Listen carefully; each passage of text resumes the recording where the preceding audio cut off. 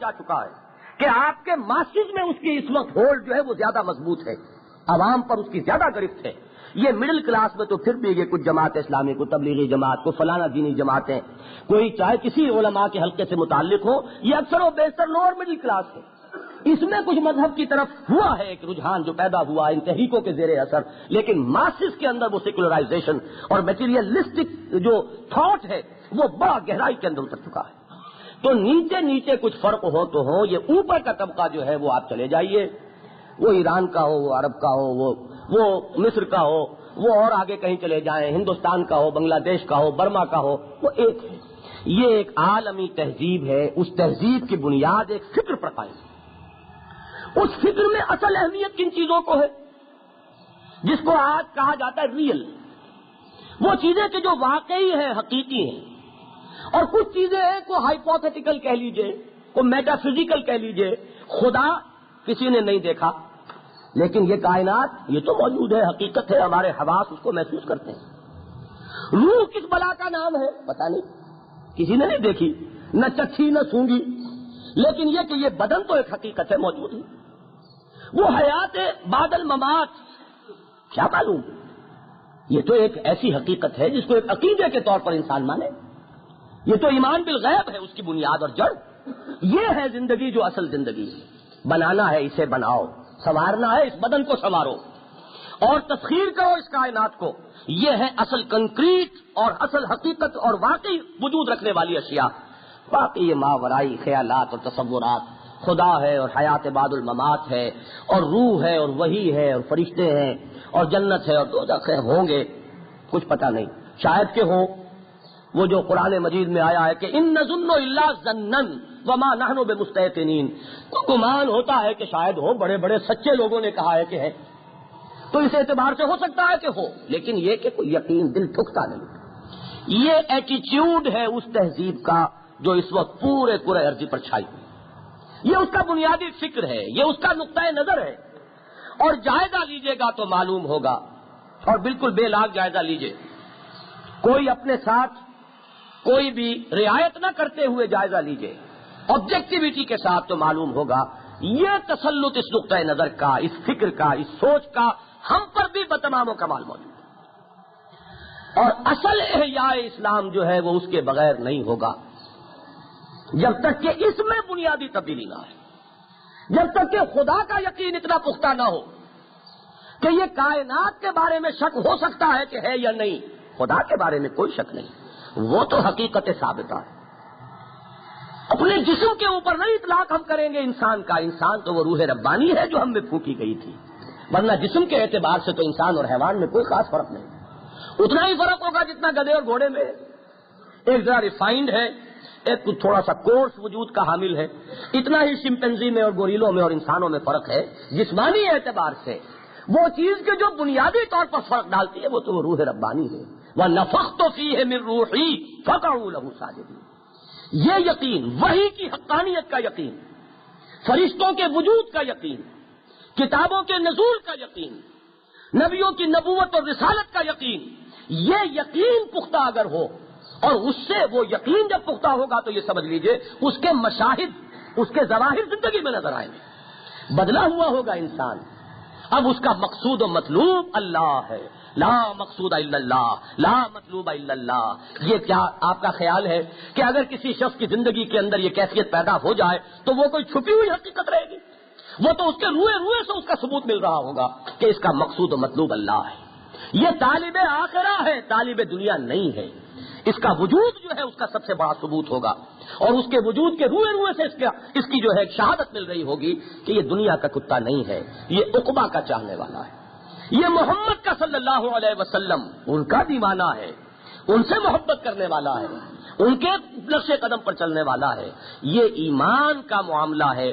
میں عرض کروں گا کہ ہمارا اصل کرائسس جو ہے وہ کرائسس آف دی فیتھ ہے۔ باقی تو جو دنیا کے اندر قوموں کے ساتھ ہوا کرتا ہے وہ ہمارے ساتھ بھی ہوا ہے، قومیں ابھرتی ہیں گرتی ہیں، عرب ابھرے اور گرے۔ اصل سبب کیا ہے؟ در حقیقت وہ یقین مزمحل ہوا ہے، اس کی جڑیں ہلی ہیں۔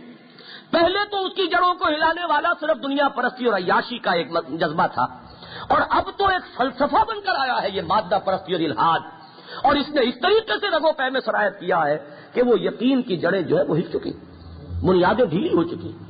اسلام سے ہمارا اکثر و بیشتر تعلق جو ہے وہ ایک نسلی اور متوارث عقیدہ ہے، اس کی پوٹلی ہم نے باندھ کر کہیں اپنے ذہن کے گوشے میں رکھی ہوئی ہے، جس کی کہ ہماری حقیقی جو باطنی کیفیات ہیں ان کے ساتھ کوئی واقعی رشتہ موجود نہیں۔ جب اس صورتحال میں تبدیلی پیدا نہیں ہوگی، میں یہاں زیادہ الارمنگ انداز اختیار نہیں کرنا چاہتا، لیکن ایک حقیقت کو اگر بیان نہ کروں تو میں سمجھتا ہوں کہ خیانت ہوگی۔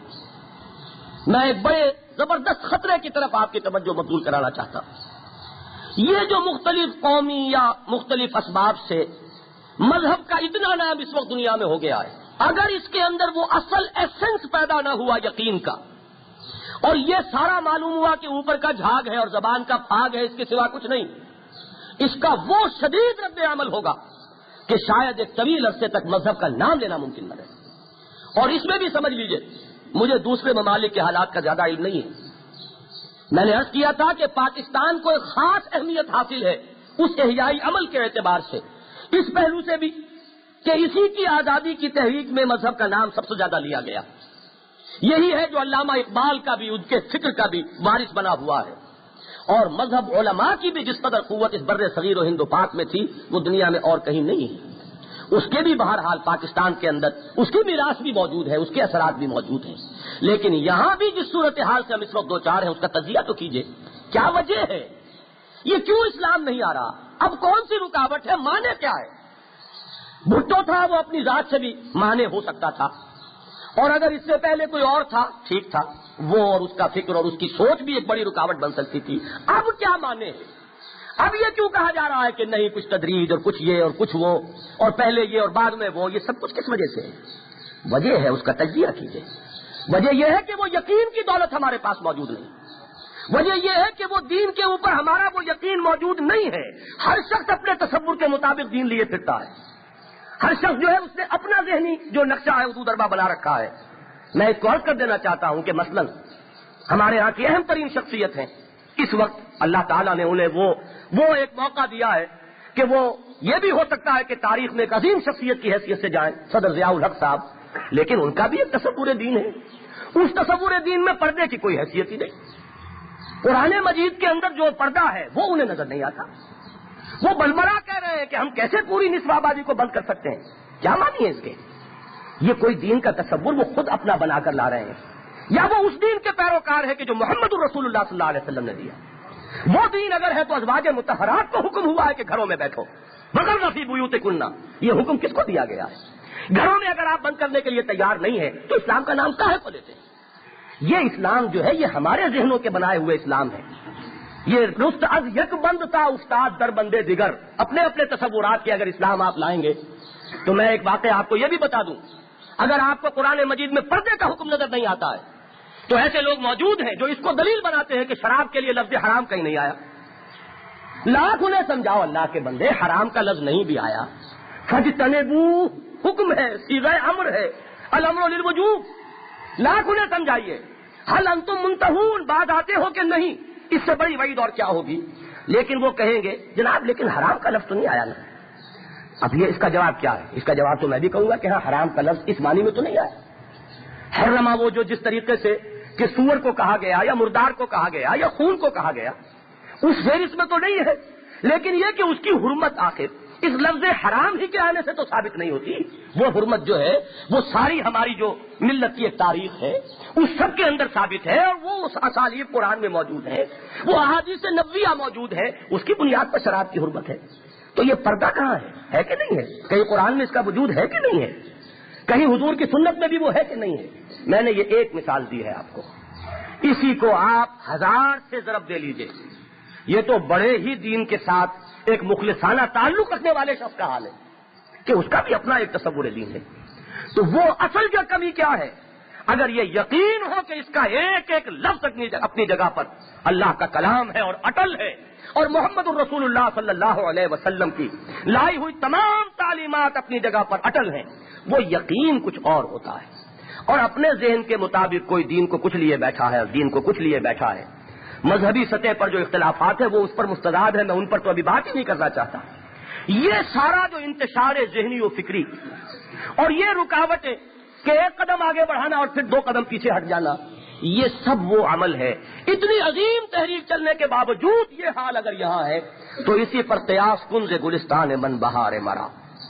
پوری دنیا میں جو صورتحال ہے، میں یہ یقین رکھتا ہوں کہ جس قدر یہاں ہے محکم مذہب، اتنا اور کہیں نہیں ہے، اور جتنی اہمیت اس ارض پاکستان کی ہے اس احیائی عمل کے اعتبار سے وہ کسی اور خطے کی نہیں ہے۔ معلوم ہوتا ہے وہ بات مجھے تو نہیں معلوم کہ حدیث تھی نبی اکرم صلی اللہ علیہ وسلم کی، لیکن اقبال نے کہیں سنی ہوگی کوئی بات کہ میرے عرب کو آئی ٹھنڈی ہوا جہاں سے، کہیں کوئی ٹھنڈی ہوا آئی ہے محمد الرسول اللہ صلی اللہ علیہ وسلم کو۔ لیکن اس وقت ان دونوں پہلوؤں کو سامنے رکھیے کہ ہم شدید ایک ایسے کرائسس سے اس وقت دوچار ہیں کہ اگر اب بھی وہ معاملہ مثبت طریقے پر اور فیصلہ کن انداز میں آگے نہ بڑھا تو بڑا شدید رد عمل ہو۔ لیکن یہ کہ کرنا کیا ہے، یہ سارے معاملات جو ہے میں صرف یہ کہ کچھ خطرات اور کچھ بڑے ہی الارمنگ انداز میں کچھ باتیں آپ کے سامنے رکھ کر ختم نہیں کرنا چاہتا۔ ہمارا یقین یہ ہے کہ ہر فرد کا معاملہ اللہ کے ساتھ انفرادی طور پر ہے۔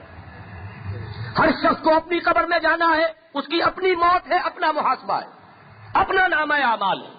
خدا کے ہاں عذر پیش کرنا ہے تو اپنی انفرادی سطح پر پیش کرنا ہے۔ حاضرۃ الی ربکم، اب یہاں ہر فرد سوچے کہ میں کیا کروں، میرے لیے کوئی ہے اللہ کے ہاں کسی درجے میں سرخ روئی تو بہت بڑا لفظ ہے، کسی درجے میں قابل عفو قرار پانے کا اور کسی درجے میں معافی کا حقدار ٹھہرنے کا کوئی راستہ ہے؟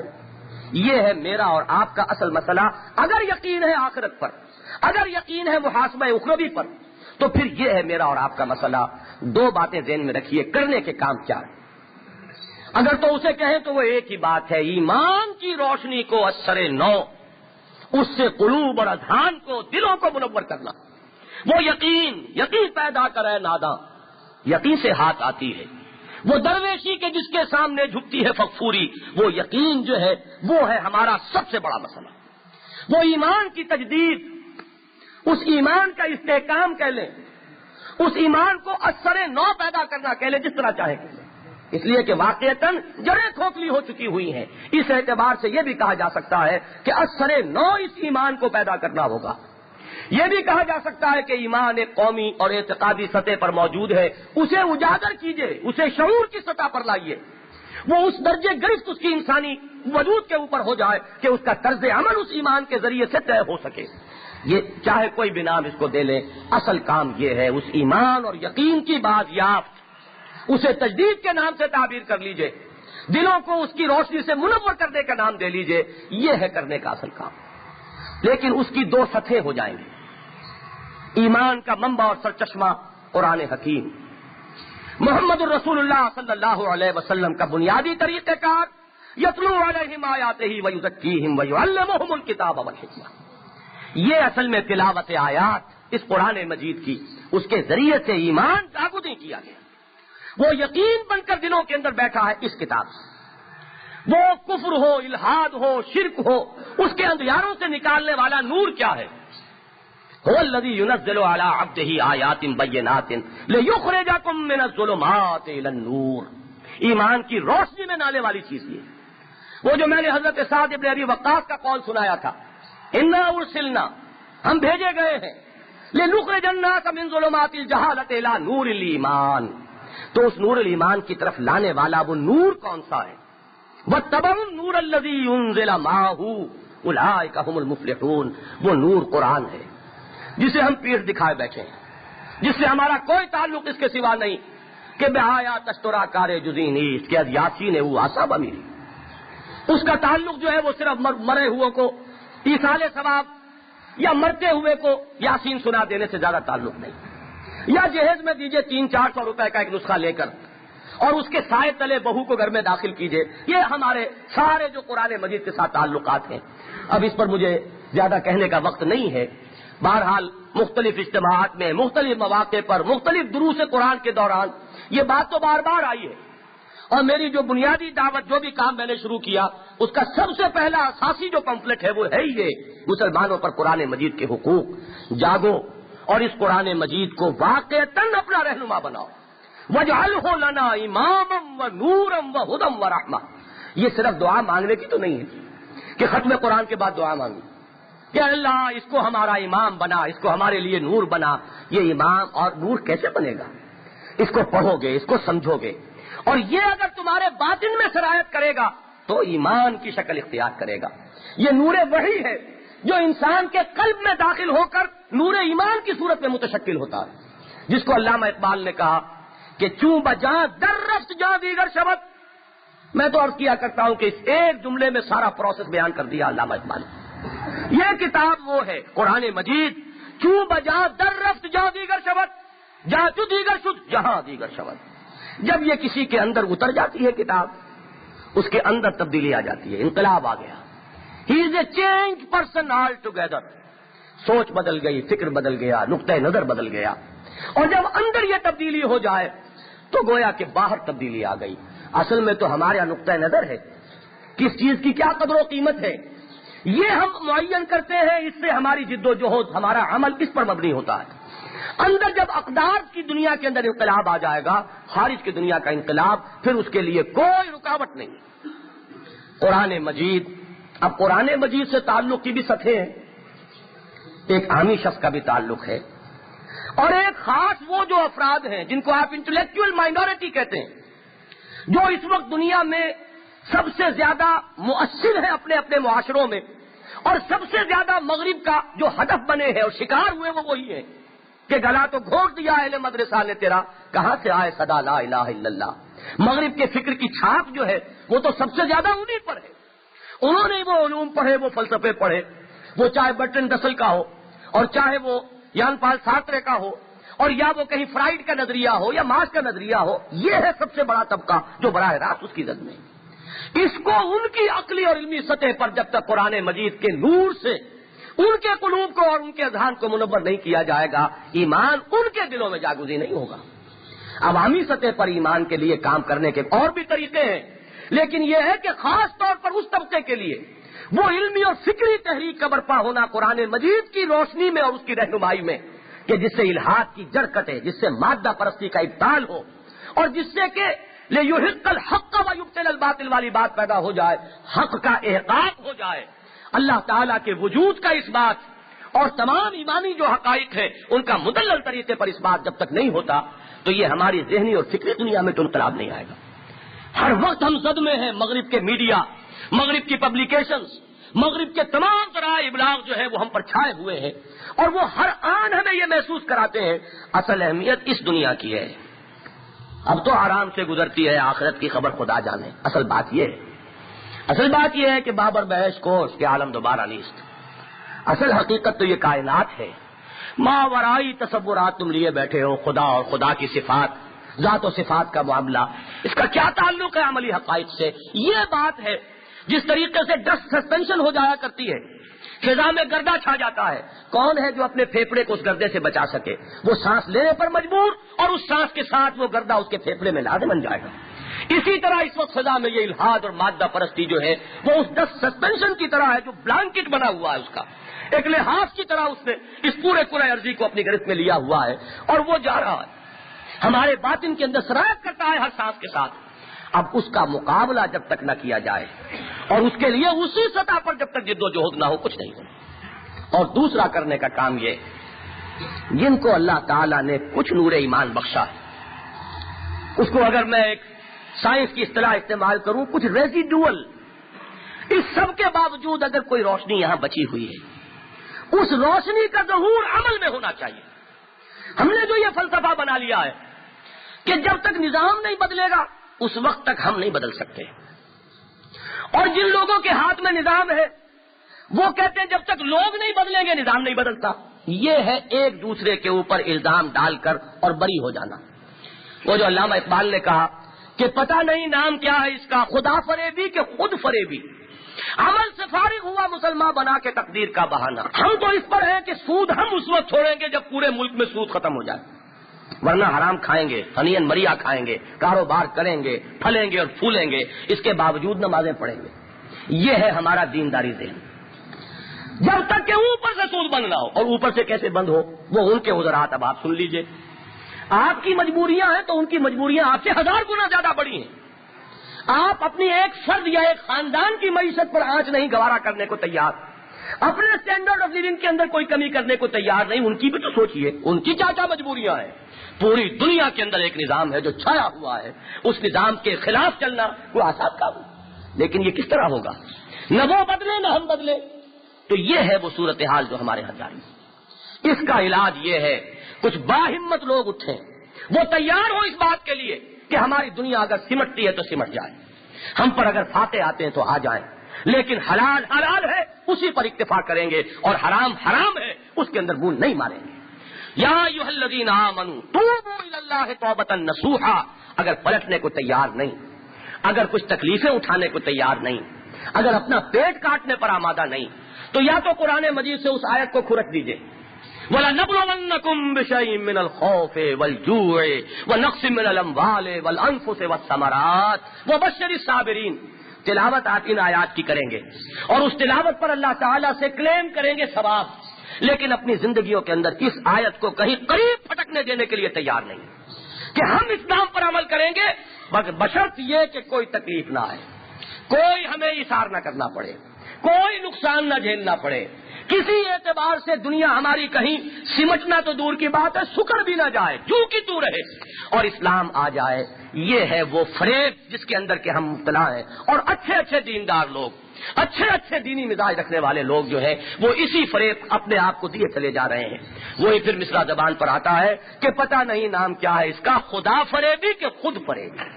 یخادعون اللہ والذین آمنوا وما یخدعون الا انفسهم وما یشعرون. انہیں پتہ نہیں ہے یہ اپنے آپ کو دھوکہ دے رہے ہیں. کرنے کے کام یہ دو ہیں حضرات. ایک طرف اس نور کو, وہ ٹارچ لائٹ, وہ کہ جو محمد الرسول اللہ صلی اللہ علیہ وسلم کی بعثت کے ضمن میں اولین اہمیت کی حامل شہ الہدا, هو الذی ارسل رسولہ بالہدا ودین الحق. اس خدا کو لے کر کھڑے ہو, اس کے علمبردار بنے, پہلے اسے خود سمجھے, اس پر عمل کریں, اور پھر اس کے پیغام بر بن کر کھڑے ہو جائیں, اس کے داعی بنے. خیرکم من تعلم القرآن وعلمہ. اور اس کو نہ صرف عوامی سطح پر بلکہ ایک بڑی اعلیٰ اور اونچی علمی سطح پر جو اس دور کے علمی الجھنے ہیں ان کو اس قرآن مجید کی رہنمائی میں حل کریں. یہ منبع ایمان اور سرچشمہ یقین جو آپ کے پڑھے لکھے لوگوں, سمجھدار لوگوں, جو آپ کی ذہین عقلیت کے اندر ایمان پیدا کرے, وہ جس کی گواہی محمد نے لی تھی صلی اللہ علیہ وسلم کہ الا بلغت, اور امت مسلمہ نے بیک زبان یہ گواہی دی تھی انا نشہد انک قد بلغت وادیت ونصحت. اور پھر آپ نے فرمایا تھا فلیبلغ شاہد الغائب, اور جس کے بارے میں آپ نے فرمایا کہ بلغوا عنی ولو آیۃ. اس قرآن کے مبلغ, اس قرآن کے داعی, اس قرآن کے علمبردار, اس کے پرچارک, اس کے نور سے اس قرآن عرضی کو منور کرنے کا ایک داعیہ لے کر اٹھیں. کچھ لوگ باہمت لوگ ہوں کہ جو اسی کو اپنا اوڑھنا بچھونا بنائے, جو اسی کو اپنا کیریئر بنائے, جو اسی کے لیے اپنی بہترین صلاحیتیں وقف کر دیں, اور جن کے لیے موت ہو. محمد الرسول اللہ صلی اللہ علیہ وسلم کا فرمان کہ خیرکم من تعلم القرآن وعلمہ. اور ایک عوامی سطح پر دعوت ہو, لوگوں توبہ کرو. یہ نظام آتا ہے یا نہیں آتا, تمہاری زندگیوں میں آتا ہے یا بعد آتا ہے, اس میں تو بڑے امکانات ہیں. موت بہرحال آ کر رہے گی, اس میں کوئی شک نہیں ہے. اور ہر شخص کا اصل مسئلہ وہ محاسبہ اخروی ہے, جواب دہی تمہیں کرنی پڑے گی. سود اگر حرام نہیں ہوتا ملکی سطح پر تو قرآن تو اس کو حرام قرار دیتا ہے. تم اگر اپنے معدے کے اندر اس کو ڈال کر جاؤ گے اور اپنے اہل و عیال کے معدے کے اندر اس کو پہنچاؤ گے تو تم جواب خدا کے ہاں کیا دو گے؟ تم اپنی اولاد کے رازق نہیں, تم اپنے رزق کے بھی ٹھیکیدار نہیں. رزق دینے والا اللہ ہے, یہ یقین ہو اگر تب تو بات بنے گا. یہاں تو معاملہ یہ ہے کہ ہمارا یقین یہ ہے کہ ہماری رازق یہ دکان ہے یا یہ کاروبار ہے یا یہ مسئلہ ہے اور اس کا چلنا ممکن نہیں بغیر سود کے. تو یہ ہے وہ الجھن جس سے ہم دو چار ہیں. تو توبوا الی اللہ توبۃ نصوحا, ایک عہد کرو کہ بہرحال جو حرام ہے اس کو ترک کر دینا ہے. ایمان کے اندر ایک اضافہ اس عمل سے بھی پیدا ہوتا ہے. تھوڑی سی چنگاری ہے اس پر عمل کیجئے, اس کے اندر اور شدت پیدا ہو جائے گی. زادتہم ایمانا, ایمان کے اندر اضافہ ہوتا ہے. ایک تھوڑا سا تھوڑی سی پونجی جو ایمان کی ہے اسے اپنے عمل میں ٹرانسلیٹ کیجئے, خود اس سے بھی ایمان کے اندر اضافہ ہوگا اور بڑھوتری ہوگی اور ایمان بڑھتا چلا جائے گا. اور اس کے لیے, ان دونوں کاموں کے لیے ظاہر بات ہے اگر اس کی اہمیت سمجھ میں آ گئی, اس کا جو پورا ہمارا احیائی عمل اب اسی کے اوپر گویا کہ ہنج کر رہا ہے, یہ پیوٹل اہمیت کا معاملہ ہے. اگر ایمان اور یقین کا نور پیدا نہ کیا جا سکا تو یہ جذباتی سطح پر کیے ہوئے سارے کام بالکل ناکام ہو کر رہ جائیں گے، بلکہ ہو سکتا ہے کہ حد درجے خطرناک اور خوفناک رد عمل کو اپنے دلوں میں لائیں۔ اگر یہ بات سمجھ میں آتی ہے تو پھر اس کے لیے ایک عزم مصمم، ایک فیصلہ، اس کے لیے یہ فیصلہ کہ کوئی بھی کام دنیا میں انفرادی سطح پر نہیں ہو سکتا، اس کے لیے لازم ہے کہ جمعیت ہو، ایک ایسی قوت فراہم کی جائے، باہم ایک دوسرے کے ہاتھ میں ہاتھ ڈال کر کچھ لوگ ہوں وَلْتَكُن مِّنكُمْ أُمَّةٌ يَدْعُونَ إِلَى الْخَيْرِ وَيَأْمُرُونَ بِالْمَعْرُوفِ وَيَنْهَوْنَ عَنِ الْمُنكَرِ وَأُولَٰئِكَ هُمُ الْمُفْلِحُونَ۔ اس کا مصداق بننے کے لیے کچھ لوگ تیار ہوں۔ تو یہ ہے وہ باتیں جو میں آپ حضرات کے سامنے رکھنا چاہتا تھا، اس لیے کہ یہ ساری ہماری گفتگو جو پچھلے 2-3 ہفتوں میں چلی ہے، سیرت کی بات ہو، امت مسلمہ کی تاریخ ہو، صحابہ کرام کا مقام اور مرتبہ ہو، خلافت راشدہ کی اصل حیثیت ہو، ان سب کا صرف علمی بیان یہاں مقصود نہیں تھا۔